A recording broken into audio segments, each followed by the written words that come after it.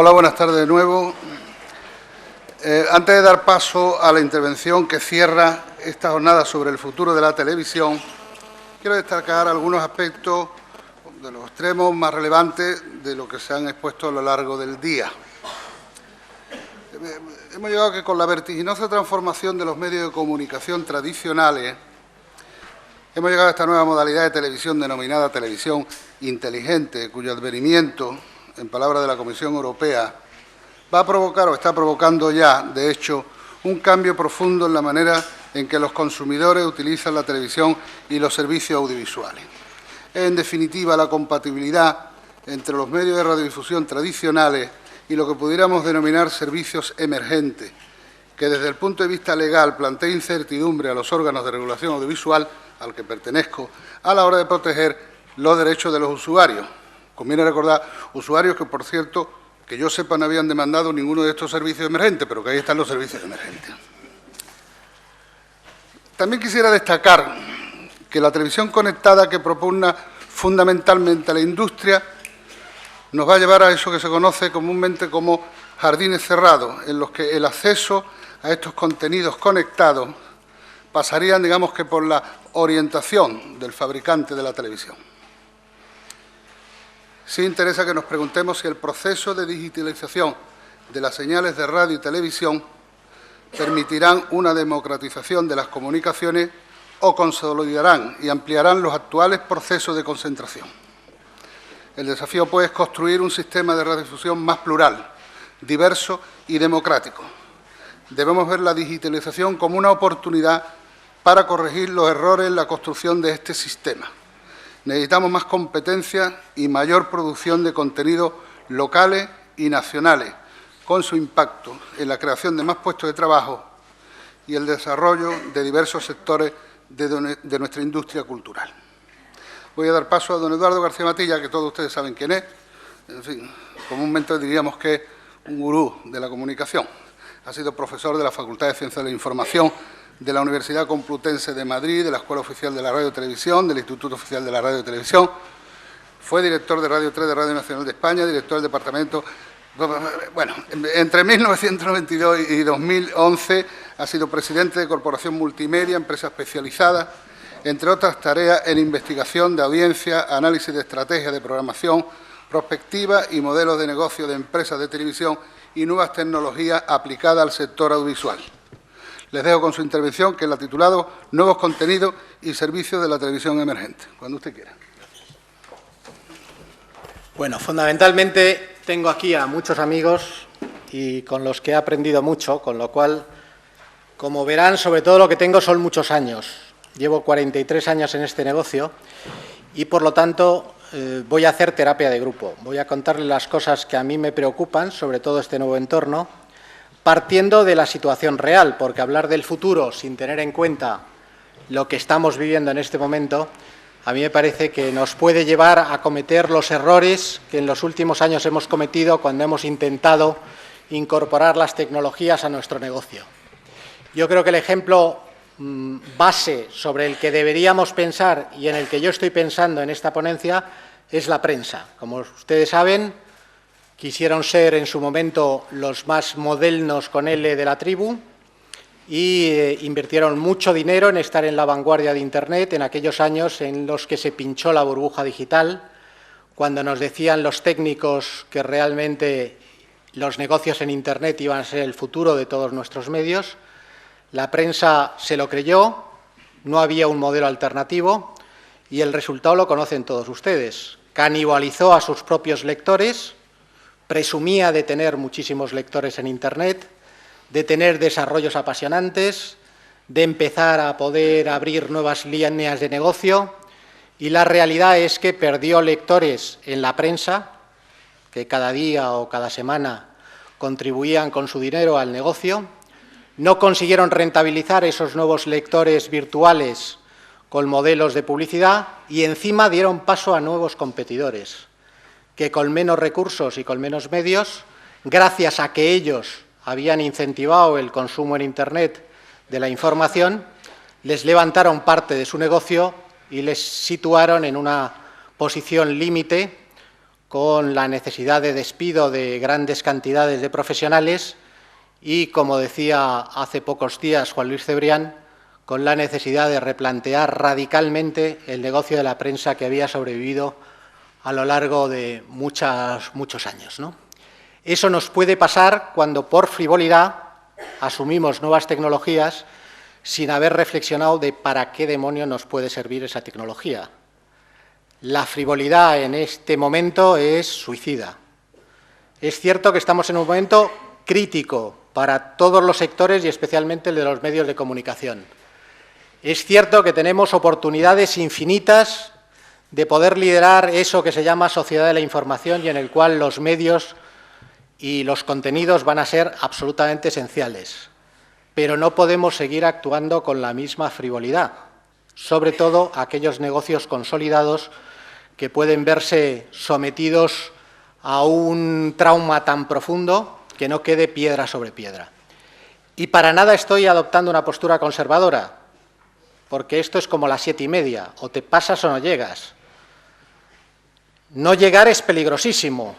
La música, saben ustedes que jugó al avestruz, la industria de la música. Dijo, no importa la digitalización como a nosotros nos van a afectar a un negocio que tenemos plenamente consolidado. Y de ahí no ha quedado piedra sobre piedra. En el caso de la prensa fue el contrario. Entonces, si me permiten, voy a partir del presente, de donde, en mi opinión, que es absolutamente cuestionable, aunque hable con absoluta pasión, porque tengo muchos años, en este momento no tengo nada claro, pero yo creo que después de haber oído a los muchos compañeros que hoy han estado hablando sobre diferentes aspectos, verán que pocos tenemos nada claro. Un amigo mío decía que estamos en este momento en el tema audiovisual en el coas, que es el paso siguiente al caos, que hasta las letras están cambiadas, ¿eh? Estamos en el coas, con lo cual toda la gente que sois jóvenes, nuevos, pensar que todo está por replantear y que es un momento único. Yo os decía que llevo 40 y tantos años en este negocio. Jamás me he visto en una situación como esta. Estamos a punto de entrar en la selva virgen. Nada está estudiado. No hay modelos de referencia. No sabemos por dónde van a ir estos nuevos negocios. Ahora es apasionante porque está todo por hacer y todo por construir. Cuando yo empecé en el negocio de la televisión, pues lo que hacíamos era intentar copiar a aquellos países que nos llevaban 20, 30 años de anticipación. Y veis algo dramático. En España, pues yo creo que en los últimos 30 años no hemos creado ni un solo modelo, ni un solo formato, o muy pocos, realmente originales. Algo pasa, ¿no? Quizá porque no hemos dado cancha a la gente joven con una visión diferente y lo que hemos estado es mirándonos el ombligo y copiándonos a nosotros mismos, ¿no? Pero en este caso estamos en un territorio que está por explorar y que, por lo tanto, os animo más allá de que vamos a plantear en estos minutos una situación nada fácil y bastante compleja para los medios de comunicación. Bueno, Manolo Chaparro, el profesor Chaparro, hablaba esta mañana de que yo hace muchos años en la televisión local hablé en una ponencia. Yo casi os puedo decir que desde hace 12 años doy la misma ponencia. Simplemente actualizo los datos y me valen. Porque mucho de lo que está pasando ahora deberíamos haberlo visto venir y deberíamos haber intentado reaccionar para no encontrarnos en la situación que estamos ahora, que es sobre todo de incertidumbres totales y de desorientación absoluta. Estas son, en lo que yo opino, modestamente, las causas de ese cambio, de esa crisis, que es una crisis no coyuntural, no está provocada solo por la crisis económica, ni por la llegada de las nuevas tecnologías. Es una auténtica tormenta perfecta en la que hay diferentes factores que están confluyendo y que si intentamos creer que la solución para la televisión convencional o para la televisión de pago está en un solo elemento, nos vamos a equivocar como nos estamos equivocando. Todo está en crisis. La televisión generalista, la de pago, los canales temáticos, las productoras, la publicidad, las televisiones públicas autonómicas, la televisión local, todo tenemos que revisarlo. Porque es verdad que es un cambio de época. Eso que algunos llaman sociedad de la información, del conocimiento, que Negroponte llamaba era digital, es cierto, estamos entrando en un nuevo entorno. Y por primera vez, países como España podríamos liderar ese entorno. Nuestras ideas podían dirigir, si somos serios y rigurosos, lo que puede ser esa televisión del futuro, esos medios del futuro, esa nueva audiencia, ¿no? Entonces, uno de los elementos claves es la fragmentación y la atomización. Fijaros que se ha creado una sociedad, y muchos de los que estáis estudiando ahora tenéis que leer libros de lo que era la sociedad de los medios de masas. Es una sociedad basada en los medios de masas. La sociedad de consumo, la comunicación política, todo eso se basaba en que había pocos medios, auténticos oligopolios y en su momento monopolios, que permitían que si tú querías lanzar un producto te anunciabas en 3 cadenas y te había visto durante un mes y te anunciabas un 90% de la población. Todo eso ha saltado ya dinamitado por los aires. Y ya no solo hablamos de fragmentación, hablamos de atomización de las audiencias. Ahora veréis lo que son realmente esos datos vistos en perspectiva. Que no es ver si estamos en el 11 o el 12 o hemos bajado un punto. No, es mucho más profundo que eso. Es que en este momento, para conseguir los mismos resultados de una campaña publicitaria hace 4 años, necesitaríamos anunciarnos en 100 cadenas. E incluso un 20% de la población ni así lo podríamos conseguir porque son audiencias de televisión española en sus canales que ya no tienen publicidad.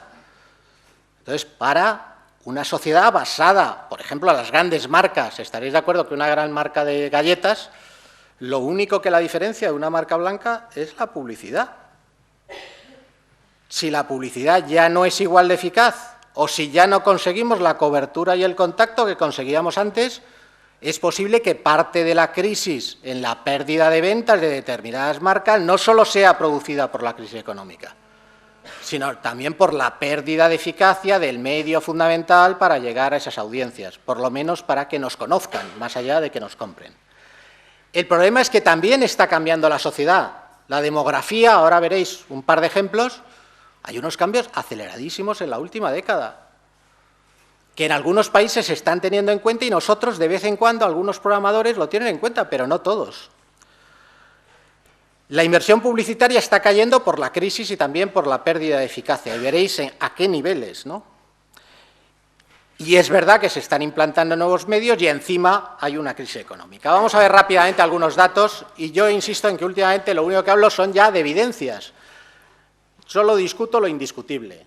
Si alguien está en desacuerdo con esto, que ponga datos y si no, bueno, pues pasamos a lo siguiente. Fijaros que una cadena era líder en el 2005 con el 22,3 y la tercera cadena tenía el 19,6. Ahora una cadena es líder con el 13,9 y bajando, y la tercera tiene el 12,2. Pero eso es solo el principio del proceso. Cuando os digo que hace muchos años que llevo enseñando diapositivas similares a esta, es porque en Estados Unidos este es el panorama. En amarillo tenéis las grandes broadcasts, ABC, CBS, NBC, Fox. Y yo recuerdo cuando decían, nunca bajaremos del 70, nunca bajaremos del 60, nunca bajaremos del 50. Están en el 36. En Estados Unidos se puede ser líder con un 8% de share, pero claro, en un mercado con 300 millones de habitantes, o con 300 y pico. Con lo cual quiere decir que el suelo todavía no está consolidado. En el caso de Gran Bretaña, que lo veréis porque se utiliza como ejemplo de que ya en Gran Bretaña hay más inversión en Internet que en la televisión, pero porque es que la BBC nunca ha tenido publicidad. Y veis que la línea roja con un 45,7 es el multicanal, las temáticas y variantes en satélite, en cable o en TDT. Pero claro, es que la segunda es BBC sin publicidad, que tiene un 21 y pico. Entonces, quiere decir que estamos hablando de un mercado en el que si quieres hacer una campaña convencional en canales con una cierta solidez de audiencia, como mucho vas a tener un 30 o un 35% del mercado. Con lo cual prefieres fragmentar y decir, bueno, pues también estoy en Internet y de forma intensiva, ¿no? Bueno, esto quiere decir, esta frase me gusta, se está produciendo un cambio sorprendente, los medios de comunicación de masas, lejos de extender su influencia, se verán pronto obligados a compartirla y vamos a asistir a un proceso irreversible de desmasificación. Lo curioso de esto es quién lo dice y cuándo.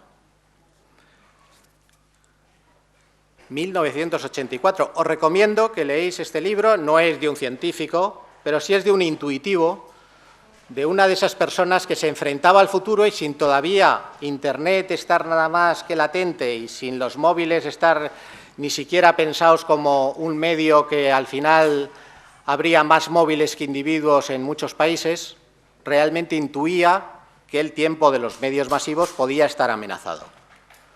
Sobre los medios masivos se han escrito, y vosotros habéis tenido que padecer, centenares de libros sobre sus efectos, sobre la publicidad aplicada a esos medios. Si estamos en un nuevo entorno, sobre el nuevo entorno hay muy poco escrito y, sobre todo, muy poco riguroso, porque quien escribe es quien tiene intereses en vender o una tecnología o en conservar lo que se tiene y explotar la vaca hasta la última gota de leche, aunque esté agonizante, ¿eh? Es un momento en el que nos da mucho miedo este futuro, sobre todo a la gente que, en teoría, tenemos alguna experiencia o algún conocimiento. Marshall McLuhan, que os sonará, ponía una metáfora bonita, que era la del retrovisor, que ahora se utiliza mucho. Decía, quienes conocemos algo, nos da miedo el futuro y actuamos como si fuéramos en un coche y solo miráramos al retrovisor. Si llevamos a alguien al lado, irá tranquilo porque creerá que estamos mirando hacia adelante. Nosotros veremos una imagen del pasado conocida que nos tranquilizará porque ya sabemos lo que es, pero no nos servirá para enfrentarnos a la curva siguiente. Entonces, yo he hablado de mis 40 y tantos años de experiencia. Eso puede ser las papeleras, hay en empresas que llevan más años. Los años o los reciclas esa experiencia, o te proyectas o te actualizas, o si no, realmente puede ser un punto muerto que tires hacia atrás del proceso de evolución. Por eso os digo que tenemos que replantearlo todo y tenemos que replantearlo sin miedo, ahora con rigor, ¿no? Porque nos estamos jugando nuestro futuro y sobre todo la posibilidad de que esta sociedad que se avecina sea más justa, más democrática, más libre, más solidaria y también en la cual podamos progresar más y ganar más dinero y que las empresas sean más productivas. Pero no vale simplemente huir hacia adelante, hablar de la siguiente tecnología como salvación hacia nuestros accionistas o hacia las personas que en teoría tienen confianza en nosotros. Yo he vivido cuando la interactividad iba a ser la monda y mi empresa hizo pues probablemente la mayoría de los spots interactivos que se hicieron entre el 97 y el 2000. No ha servido para nada. Es que ni siquiera se sabe lo que se hizo en ese momento. Y algunas de aquellas experiencias fueron positivas y eficaces. Se habló que iba a ser la monda los televisores con 3D. Veis que ahora estamos hablando de Smart TV porque el 3D no funciona y, por lo tanto, hay que intentar hacer la renovación del parque de televisores con la tecnología nueva. Y está claro hacia dónde vamos, y eso no tengo ninguna duda.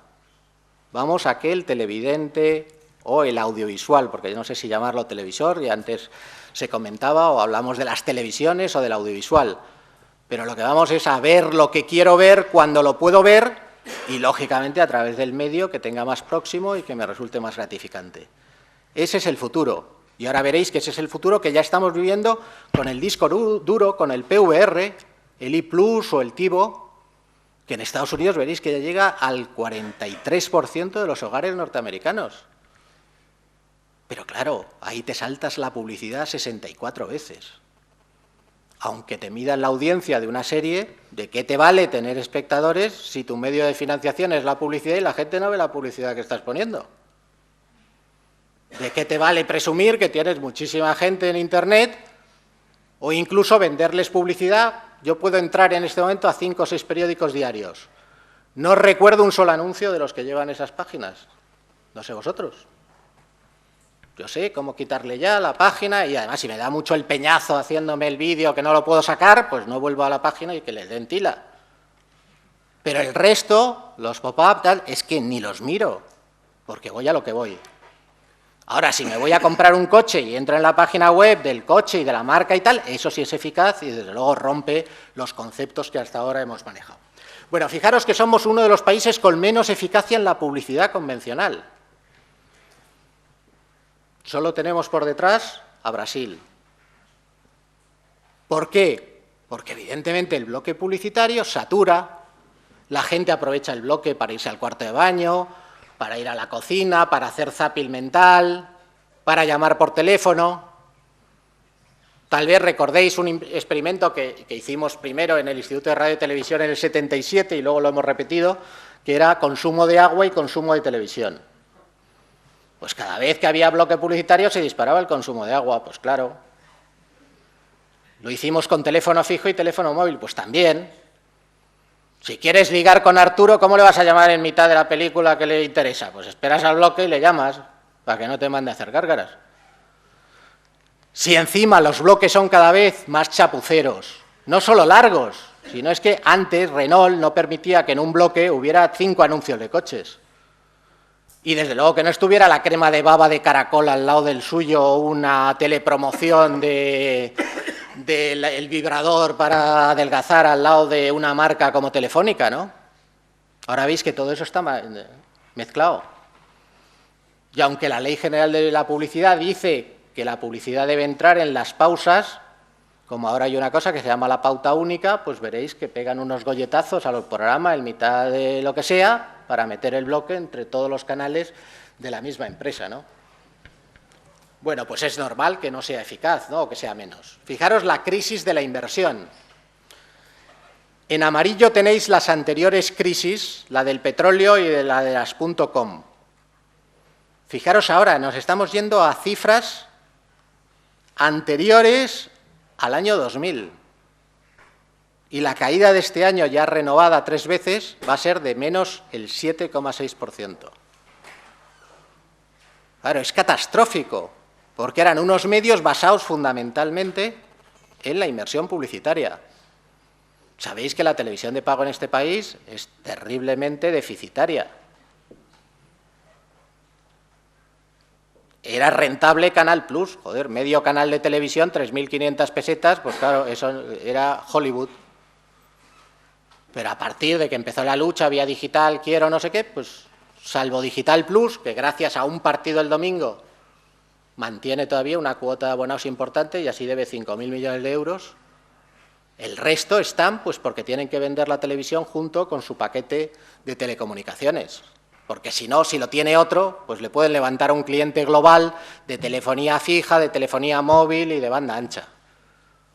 Pero en general pierden, cascan dinero todo el mundo.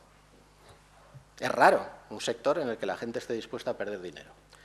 En los cambios demográficos no citaré mucho, vamos a citar solo alguno. Primero, envejecimiento absoluto de la población y envejecimiento especialmente del espectador de la televisión generalista.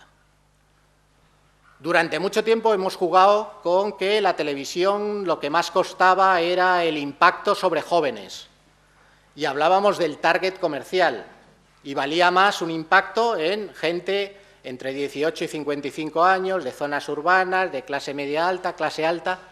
Bueno, como vais a ver, quien ve la televisión son los mayores de 45 años. Los mayores de 65 ven 5 horas 29 minutos al día, de media. En España hay 1.800.000 de gente que ve más de 10 horas al día la televisión, que es lo que en Estados Unidos llaman couch potatoes, patatas en un sofá, y evidentemente gente que su vida gira en torno a lo que ven por la televisión.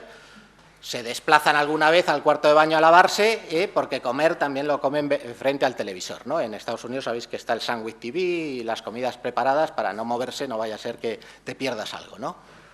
Pero claro, fijaros que la diferencia es que los jóvenes son los 41 y 1 hora 31. Hacer la televisión para quien ve menos la televisión, los más zapeadores, los más infieles y los que están migrando más rápidamente a las nuevas tecnologías, tiene serios problemas. Entonces, la fragmentación es un drama, pero nos permite algo a lo que hemos aspirado siempre, que es la segmentación. El poder dirigirnos a grupos o a personas más conocidas, con su estética, con sus mensajes adecuados a sus intereses. Se abre una expectativa apasionante, espectacular. Pero ya no vale eso de, hombre, es que tengo que hacer un programa para los analfabetos y para los catedráticos, para los niños y para los mayores. Y eso era una coartada absoluta para al final hacer porquerías en general bastante importantes. No, ahora vamos a poder segmentar. Y todas estas nuevas La televisión conectada, la híbrida, Internet en sus modalidades, el móvil, nos permite un planteamiento absolutamente diferente de lo que son también el mundo de los contenidos. Bueno, fijaros que la media de la televisión generalista está en 50,2 años frente a una media de España de 41,4 años. Con lo cual, fijaros, y eso está neutralizado en parte porque gracias a la TDT han empezado a meterse canales infantiles que están rejuveneciendo mucho la audiencia de la televisión convencional, ¿no? Es que esto pasa en todos los países. Fijaros la edad media de las series más importantes norteamericanas. CSI Nueva York, 58,6 de media de los espectadores. O Blue Bloods, 60,4, ¿no? Entonces, quiere decir que es que la televisión, en general, se hace para la gente que ve más horas y para la gente que ese medio sigue siendo el medio de referencia. Y que conste que el señor de 60 años no es el de Marifé de Triana con la boina y un callao esperando a morirse mientras ve la televisión. Yo tengo 64 y tenía 20 en mayo del 68. Y encima, con un paro en España del 50,4 de la gente joven, os podéis imaginar que en este momento probablemente cambia también el objetivo de target de las grandes empresas. Entonces, ojo en las cadenas generalistas, que no quieran rejuvenecer su audiencia porque, bueno, pues pueden tener serios problemas como lo están teniendo ahora. Pero veis que eso nos permite segmentar, igual que intentan hacer los anunciantes o que deberíamos hacer o que deben hacer las instituciones, cuando quieren hacer a través de los medios públicos campañas dirigidas a diferentes targets. Otro de los grandes paradigmas, que aquí se ha hablado de él y que además se ha negado claramente, era la familia frente al televisor, el pacto por el mando a distancia, series que se hacían precisamente para fomentar el pacto por el mando a distancia. Y si analizáis las más importantes, pues hay personas mayores, como el caso de Cuéntame, matrimonios jóvenes, niños, para que ya que tienes que consensuar, pues haya representantes en el que la mayoría de los públicos se sientan identificados. Ahora ya no es que veis que arriba están los hogares de 5 y más individuos, fijaros que están en caída libre, y abajo están los hogares de singles, de 1 o 2 individuos. Bueno, entonces cada vez hay más hogares de 1 o 2 individuos y encima ahora ya es muy difícil consensuar con gente joven o con niños el pacto por el mando a distancia. Tus padres te dicen, oye, yo veo contigo a Ida a cambio de que tú veas Cuéntame. Y dice, oye, tú mismo con tu mecanismo, yo me subo a mi cuarto y estoy con el Messenger o me bajo yo las series que quiero y necesariamente no tengo que estar... ¿Es por esto? Ah, que no está ahí. Ah, perdona. Pues, no, que se ha salido esto, perdona. Perdonad, oye, qué discretos sois, en lugar de empezar a silbar como en los cines de mi época. Qué bárbaro. Bueno, ¿cómo está el panorama de medios en España? Lo vemos así muy rápidamente. Veis que la prensa, en su caída, parece que está contenida, pero es una ficción. La mayoría de los periódicos regalan entre un 30 y un 50% de sus tiradas para poder neutralizar la caída de lectores, regalando a lectores y poder así la publicidad mantenerla. Sin embargo, en los suplementos dominicales, ahí veis que la caída es mucho más notoria, porque ahí ni lo reparten en Iberia ni en Renfe, y en las universidades cuando regalan números, pues sabéis que los sábados y los domingos la gente no suele ir a la universidad y tampoco os darían el suplemento. Las revistas se mantienen después de una caída espectacular porque se encartan en muchos diarios de los que se regalan. Sabéis que es una solución por la cual, pues oye, le añado además de mi editora el qué me dices o el tal, y bueno, así cuela, ¿no? En el caso de la radio, aunque es importante y no se ha resentido tanto de la crisis, pero claro, es un medio que tiene importancia a nivel publicitario, pero ahí tenéis que descontar que un 40% de ese 59% es radiofórmula. Ahí no hay información, no hay programas, por lo tanto no hay tampoco mensajes políticos. Entonces sirve para la publicidad, pero no es un medio que te crea esa socialización que crean los medios que tienen contenidos y que por lo tanto pueden tener una influencia social importante. La televisión veis que está en su límite, es difícil ya crecer más. El cine hundido en sala. Internet pues en crecimiento, Y bueno, esta cifra mucha gente lo cuestiona y cree que todavía es más alta de ese 43,4%. Bueno, en el fondo hemos pasado de la era analógica a la era digital, pues veis que la oferta se ha pasado de ser una oferta limitada, puesto que había primero un monopolio y luego un oligopolio, a una oferta que en el futuro va a ser ilimitada. La audiencia era masiva, ahora es en parte masiva y segmentada porque puede elegir entre más oferta de canales. Lo masivo va a perder valor. Fijaros que ahora se puede ser líder, alguno de estos días en que leéis en la prensa, pues ha ganado un programa, se puede ser líder con el 3% sobre el total de la población española que ha visto ese programa. Con lo cual, ese elemento de socialización de que mucha gente veía el programa de mayor audiencia porque así tenía un tema de conversación con los demás, y eso lo experimentábamos clarísimamente, cada día de la semana había un programa que se iba pues al 50 y tantos % de share, porque era pues el médico de familia de turno o era el gran hermano de las primeras épocas.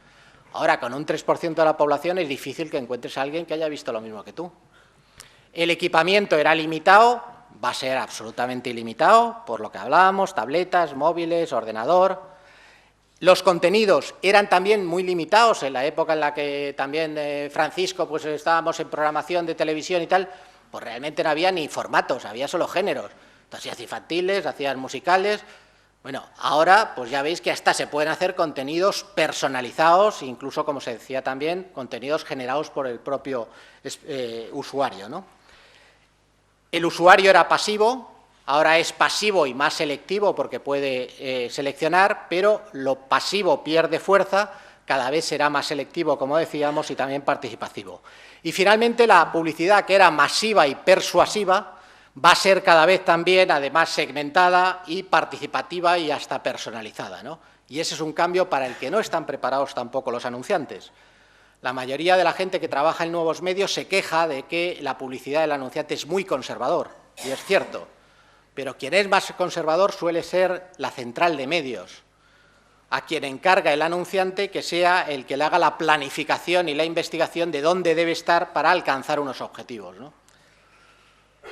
Bueno, esta era la cadena de valor clásica de la televisión, era muy simple. El eslabón clave de la cadena de valor de la televisión, ¿cuál creéis que era? No, la licencia, ¿no? Sí, claro, o tenías licencia o tú no estabas en el mundo. Si tenías licencia, tenías audiencia, más o menos.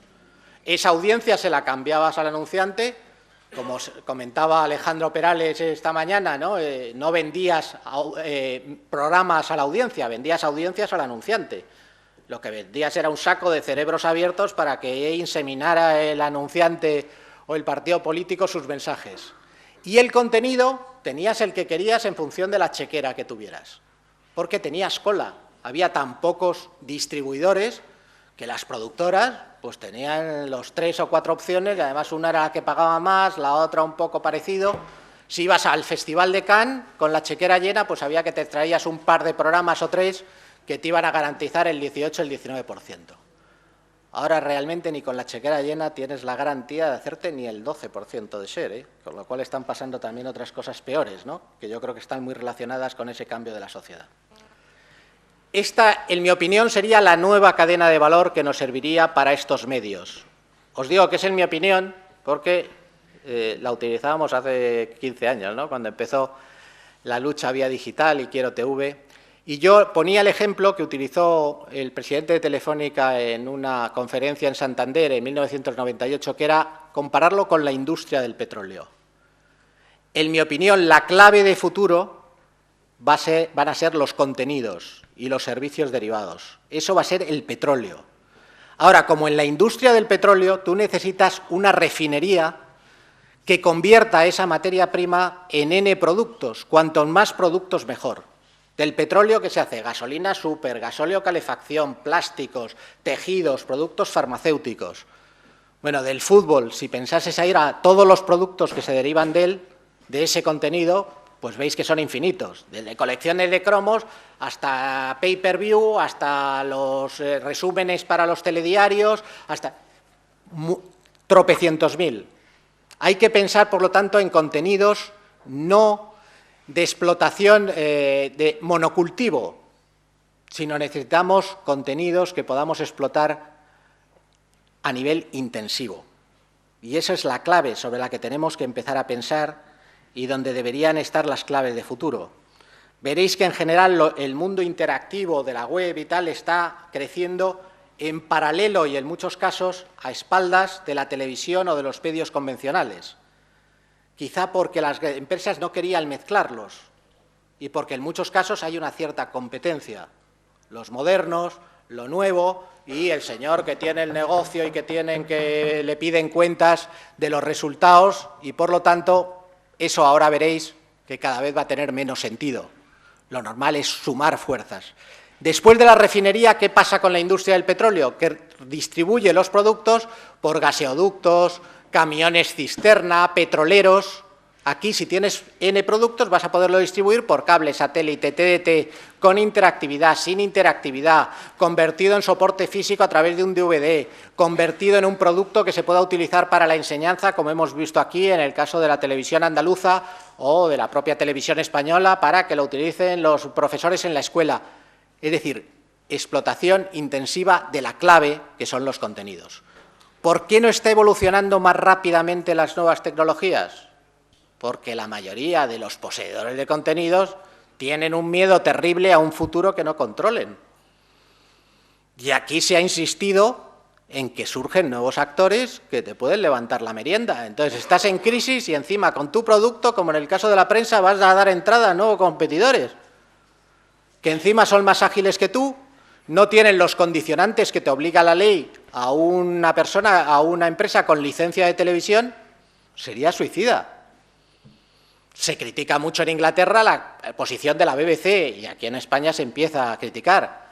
El que tú pongas en la web gratis todos tus contenidos para que las empresas de televisores y el Apple de turno y el Google de turno hagan negocio a costa de que tú consolides el hábito de ver una nueva tecnología y de apuntarse a ella.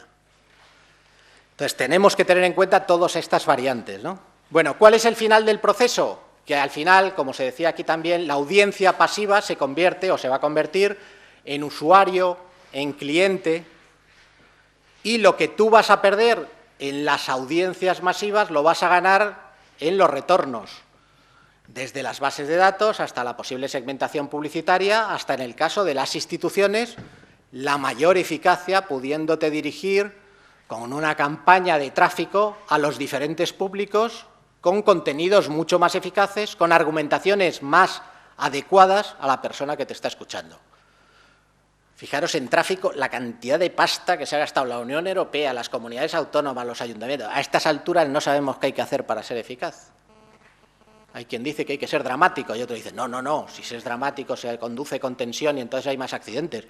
Oye, que se está muriendo el personal, que nos estamos gastando mucho dinero desde hace 50 años, que algo deberíamos saber sobre lo que se tiene que hacer eficaz o no.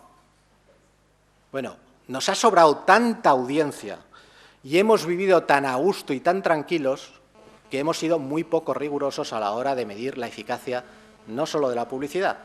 Os pongo un ejemplo. Sabéis que, por ejemplo, la audiometría actual, en el caso del fútbol, solo mide primera residencia.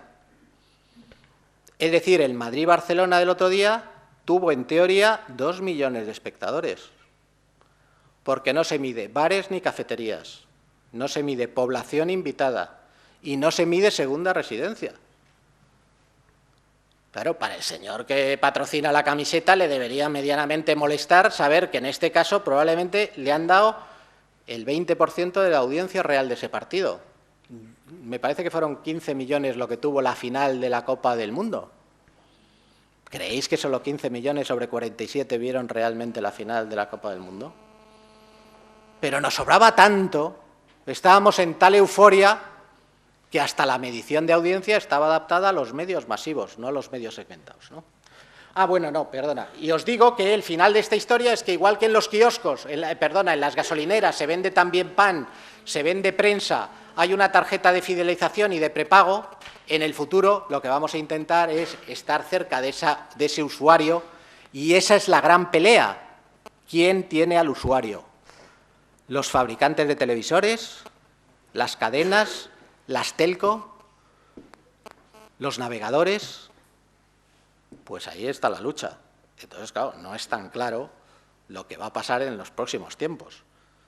Y, desde luego, no está claro qué van a hacer aquellos que están sustentando la industria del audiovisual, nos guste más o nos guste menos lo que hacen, entre los que están los grandes canales públicos nacionales y autonómicos y también las empresas privadas. Telecinco, sabéis que ha decidido no estar en YouTube. Y YouTube dice que, hombre, que lo que aparece de Telecinco es que lo suben los usuarios. No, es que se ha demostrado que en YouTube, evidentemente, lo que atrae también mucho es los programas convencionales de la televisión. O bien directamente esos contenidos, o bien las derivadas y los comentarios y los vídeos añadidos sobre esos contenidos. Bueno, aquí tenéis el PVR, la penetración del disco duro, que permite, tanto en el caso del iPlus en España como del TiVo en Estados Unidos, y esa es la cifra, 43% en el mes de mayo, permite saltarte a 64 veces la publicidad, permite almacenar horas y horas de contenidos, muy fácilmente además, sin tener que poner la hora, sino simplemente verlo por contenidos. Cuando estás viendo un programa ya te lo está grabando, con lo cual puedes parar lo que estás viendo, puedes rebobinar, puedes pasar también hacia adelante, y tiene una serie de variantes que te permite eso, ver lo que quieres ver cuando lo quieres ver. En mi caso lo tengo, estuve en el beta test de iPlus, yo ya no veo prácticamente programas en directo, veo algún informativo y lo que puede ser de deportes. El resto incluso lo empiezo a grabar media hora antes para luego poderme saltar los anuncios si lo quiero ver el mismo día. Pero es que tengo una lista de 150 documentales, videoclips, películas, de lo que a mí me gusta. Y esos buscadores cada vez además van a ser más sofisticados. Es decir, me va a grabar también, si a mí me gustan las películas de Humphrey Bogart, todo lo que haya de Humphrey Bogart me lo va a grabar aunque yo no quiera. No me importa porque la capacidad de almacenamiento es tan grande que luego lo borro si no me interesa, ¿no? Pero fijaros su influencia. En Estados Unidos ya miden la audiencia durante la semana. Pues hay series que ya el 30% de esa audiencia está en diferido, con lo cual sin publicidad. Vi el otro día el dato de la última semana y Newsroom está en el 32%. Claro, fijaros el drama que supone. Aquí ya hay 800.000 hogares que lo tienen en el caso del iPlus y 50.000 porque han empezado muy mal los de TiVo de Ono, ¿no? Pero a final de año probablemente vamos a tener 1 millón de hogares ya con disco duro. Eso supone 3 billones de audiencia potencial que podrían estar accediendo a la televisión de una manera muy diferente y, desde luego, sin ver los bloques publicitarios. Vamos ya rápido. Bueno, se avecina un mundo, entonces, de integración, de convergencia entre lo que es los servicios de Internet, lo que es la televisión lineal convencional de otra manera, puesto que lo lineal veis que choca con eso de ver lo que quiero ver cuando lo puedo ver. Yo estuve a punto de darme de baja en Digital Plus, porque me molestaba tener 80 canales y estarlos pagando, y que había noches que zapeaba por 80 canales y no encontraba nada que me interesara. Ahora, con eso que tengo, que se llama Mi Canal, me agravo cosas que unas eran a las 3 de la mañana, otra estaba coincidiendo con un tema que ya había visto, y estoy explotando y sacando muchísimo de los contenidos que me interesan. Bueno, aquí se ha hablado de los Smart TV y todas sus variantes, el riesgo que tienen. El fabricante va a poder dirigir el consumo incentivando el consumo de algunas cosas. Ahora es caótico. Pocoyo, pues tiene un canal. ¿Cuál es el canal Pocoyo? Pues un canal que te bajas episodios de Pocoyo. Pero para unos padres que tengan un niño, pues es que no le hace falta estar en Clan TV, si lo que le gusta es el Pocoyo. Hay un canal Red Bull. Se decía que anunciantes van a poder tener canales, ya hay un canal de Red Bull. ¿Por qué? Porque Red Bull en deportes de riesgo evidentemente patrocina muchísimo y puede tener un canal. ¿Canal de 24 horas al día lineal? No. Llenar un canal 24 horas al día con contenidos interesantes es caro y normalmente, como no lo llenas con contenidos interesantes, es insatisfactorio para el propio espectador, que es el drama que han tenido muchos de los canales temáticos. Y además hay determinados contenidos que a nadie se le ocurre hacerlo porque no se pueden llenar 24 horas al día. Ahora, tú puedes llenar 2 horas, 3 horas de contenido interesante tematizado? Claro. Fijaros que hasta la TDT, que muchos canales empezaron siendo multigénero, no vamos a llamarle generalista, pero era multigénero, quebraron todos, absolutamente todos. ¿Y qué han hecho? Todos intentar aproximarse a canales temáticos. La Sexta con el cine y con los documentales. Y, bueno, intentar buscar a públicos que por lo menos, si quieren ese tipo de contenido, tú se lo vas a dar. Bueno, este Smart TV, por lo tanto, tiene muchísimos problemas de cara al futuro y hay que estudiar modelos de negocio sólidos para los diferentes actores. Porque si tú has pagado una licencia, estás además financiando a Radio Televisión Española porque eres un canal generalista convencional o porque eres un canal de pago, hombre, no falta más que seas tú quien des entrada a anunciantes que tengan canales de televisión. Hace poco hablábamos de la Web TV, ahora ya no se habla de ello. Pero hace solo 5 años, Budweiser, que era la empresa más importante cervecera y el gran anunciante norteamericano, creó el Bud TV, que era un canal de televisión con 6 microcanales dirigidos al público que le interesaba, que eran los jóvenes. Quitó un 10% de la inversión en prime time de la televisión convencional para hacer su propio canal. A raíz de ahí, pues hicimos diferentes experiencias, BBVA quería tener un canal propio, hicimos alguno de turismo. Realmente eso no había solidez porque no había masa crítica y era muy caro el estar haciendo ese tipo de contenidos. Pero está claro que ahora con el Smart TV y sus variantes y el HbbTV, pues se van a poder hacer esos temas. ¿Pero qué hacemos? ¿Transmitimos el mismo contenido? ¿Hacemos un contenido diferente para eso? Si hacemos nuestro mismo contenido, e incluso habéis visto que hay empresas que están estrenando en Internet, el riesgo no se os oculta. Parece que Internet es lo moderno, que Internet es lo nuevo y que la televisión es lo residual. Insisto, tu negocio es la televisión. Porque lo que está sacando ahora del pago por producto en Internet, ni Hulu ni tal, todavía tienen negocios consolidados. Ahí están las grandes distribuidoras y productoras de contenidos porque quieren saber qué pasa. Y están activos en todo este territorio porque tienen terror a ese futuro que estamos conjugando en presente e indicativo. Pero no son tontos a la vista de las situaciones. Quieren ser ellos quienes controlen el tema. Por hecho, HbbTV pues, tiene muchas posibilidades. Ahora, ¿se está apostando con decisión por eso? Pues al final Mediaset está en la experiencia pues, para ver qué pasa. Televisión Española, que ahora va a haber también cambios, pues bueno, vamos a ver. Y Telefónica no se sabe por qué está. Porque claro, estas grandes empresas de telecomunicaciones son las que deberían haber liderado todos estos procesos. Pero al final les aparece YouTube o les aparecen las redes sociales y ellos han estado absolutamente inalvis. Su I+D, ya me diréis para qué ha servido. Por eso el conservadurismo es triste en este momento. Cuando hay empresas como las españolas que tienen todo. Tienen cable, satélite, fibra óptica, móviles, Terra. Has podido trabajar sobre todo ese entorno. Con lo cual somos muy conservadores, ¿no? Bueno, os decía, las grandes cadenas de televisión han actuado tímidamente sobre estos temas, no queriendo liderarlos y esperando a ver qué pasa.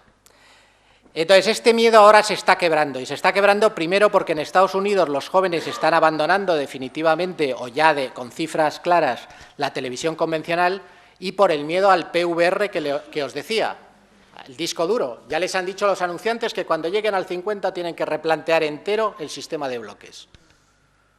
Veis que ahora cada vez más los anunciantes quieren incrustarse en los contenidos. Que por lo menos si te dice que alguien te está viendo, que de verdad te esté viendo, que no esté en el cuarto de baño. Y por eso surge que la BBVA se hace prime contractor de la liga que se llama Liga BBVA. Y el Santander está con la Fórmula 1. Pero fijaros que todo eso es dinero que se le está yendo también a la televisión a otras fórmulas alternativas. Y quieren el product placement, que en una serie aparezca la marca porque la toma el yogur. Y bueno, eso que antes estaba prohibido, pues ahora cuela. Y cuela el activo y el pasivo. Y simplemente porque te dicen al final que ahí hay una marca que estaba en la serie. O sea, la Ley General del Audiovisual ha flexibilizado tanto todas estas historias que difícilmente podemos decir que se ha mejorado la defensa del ciudadano, ¿no? Bueno, moderada inversión, actitud más decidida en ámbitos de actividad como de bajo riesgo, como es el utilizar Internet para la información. Y vamos a ver las tendencias, si os parece, ¿no? En mi opinión, y con esa cadena de valor, si se desarrolla, y yo creo que ya algunas empresas están en eso, incluso productoras, estar en los diferentes eslabones de la cadena de valor, veis que es un mundo primero de convergencia entre redes, entre contenidos y servicios. ¿Por qué? Porque todos los medios son digitales e intercambiables y lo que se crea es un hipersector de la comunicación. Pero aquí la clave son los contenidos, no nos engañemos. Si mañana las empresas de televisores, y ahora se puede, contratan 5 partidos del Madrid o del Barcelona de la Liga y lo dan solo con Smart TV, os aseguro que pasamos inmediatamente a 3 millones de televisiones conectadas Smart TV, que es lo que hizo La Sexta. No había sitio para una nueva cadena, metió el fútbol y en un Madrid-Barcelona pasaron de una cobertura del 30 a una cobertura del 60. Insisto, Digital Plus vive y sigue viviendo de un único evento, que es el partido en exclusiva del domingo de fútbol con el Madrid o el Barcelona, 8 partidos del Madrid, 8 del Barcelona. Si no, tendría un 60% menos de abonados. Y es que ni con pay-per-view, y acordaros que hubo una etapa en la que el fútbol costaba 20 euros un partido de fútbol, pero ese partido no lo tenías ni pagando 20 euros.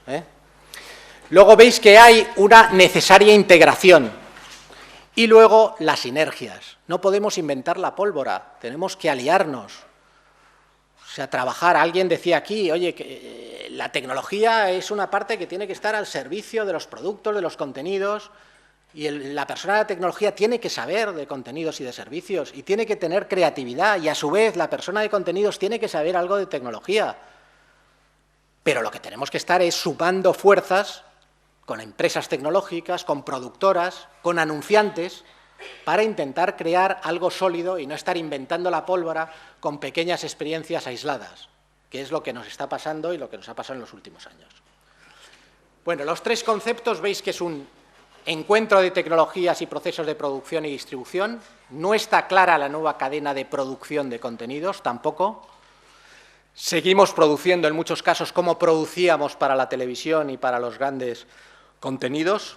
Interconexión de empresas, de negocios, de actividades, de usuarios, buscando también esa agregación de valor a los contenidos y haciendo esa recomposición de la oferta.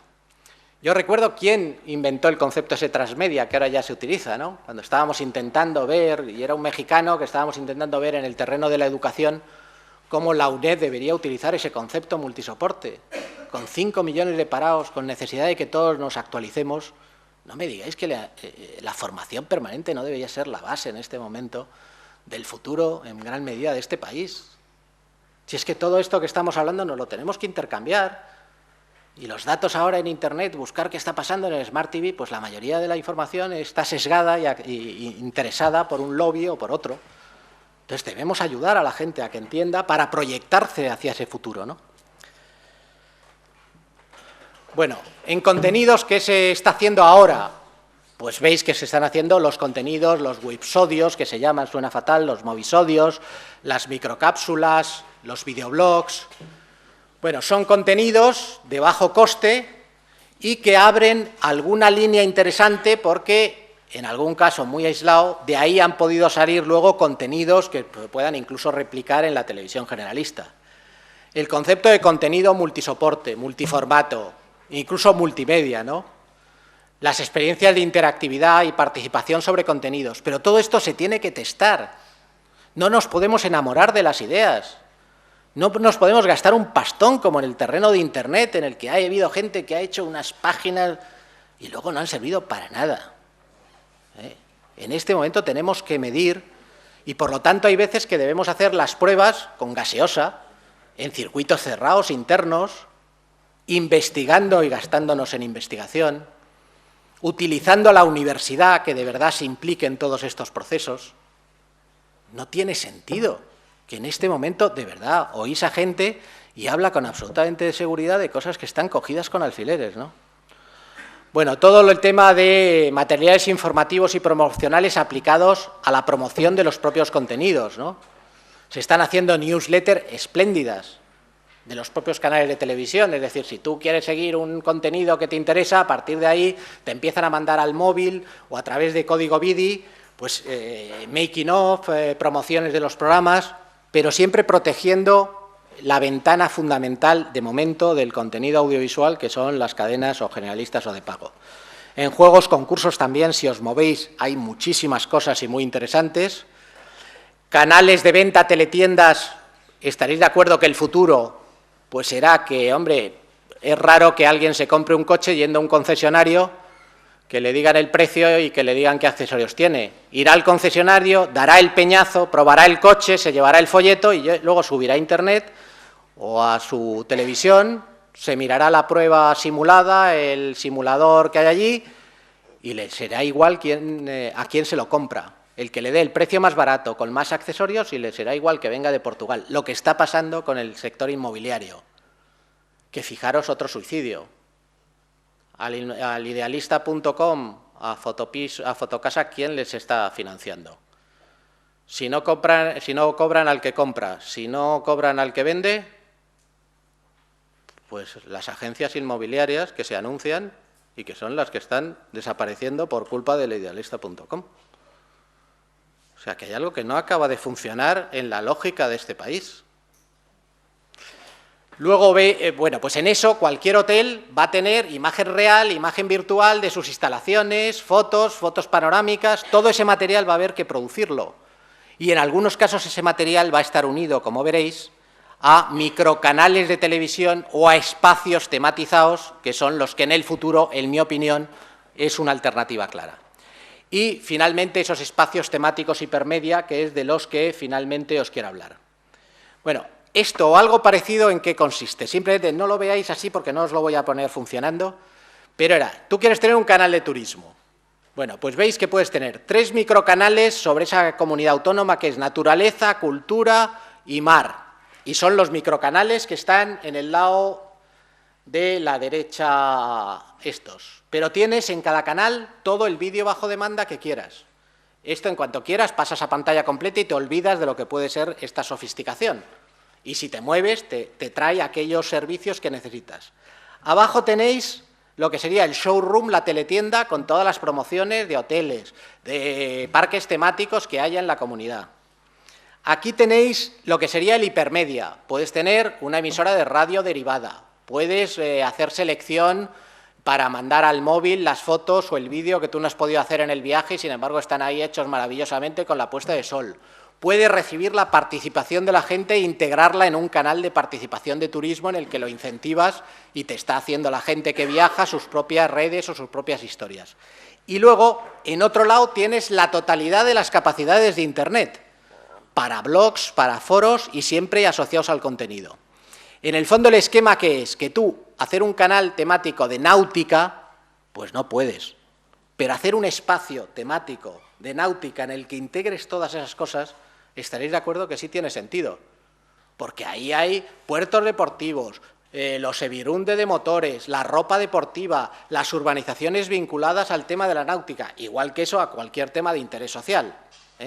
Entonces, ¿qué pasa? Que tú con menos contenido, pero contenido muy selecto y empaquetado, puedes hacer lo mismo que si tuvieras, imaginaros, un espacio comercial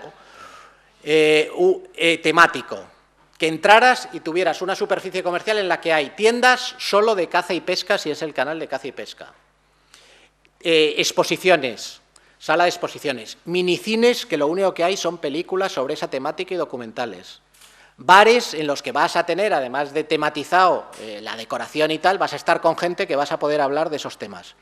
Mi visión del futuro, más allá de la explotación de los materiales y de los contenidos fundamentales, intentando explotar el máximo, creo que tenemos que buscar esa segmentación y esa tematización, dando un valor añadido con los links al hipertexto. Llamábamos el concepto, que me parece válido, de hipertelevisión, porque en el fondo es un hipermercado de los contenidos y de los servicios, en el fondo es un hipermercado también de las tiendas, es un hipertexto porque vas a poder linkar a todo el mundo de Internet donde tengas información o donde tengas link a espacios tematizados, y vas a tener también el concepto de hipermedia, es decir, la integración en una sola ventana de la revista virtual o del folleto virtual, de la radio, del móvil, de las tabletas o de los videojuegos. Bueno, para terminar, lo único que os quería era transmitir que estamos en un momento absolutamente apasionante, en un momento lleno de incertidumbres y de contradicciones. Aquí se ha dicho, nunca hemos visto tanto contenido en vídeo, nunca hemos visto tantas películas, y sin embargo nunca ha estado el sector tan en crisis, nunca se ha echado a tanta gente de las empresas de contenidos audiovisuales.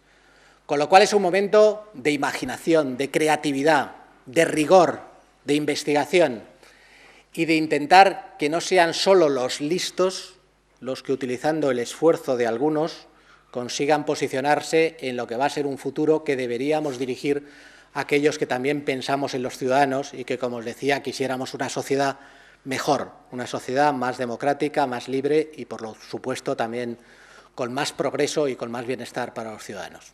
Gracias.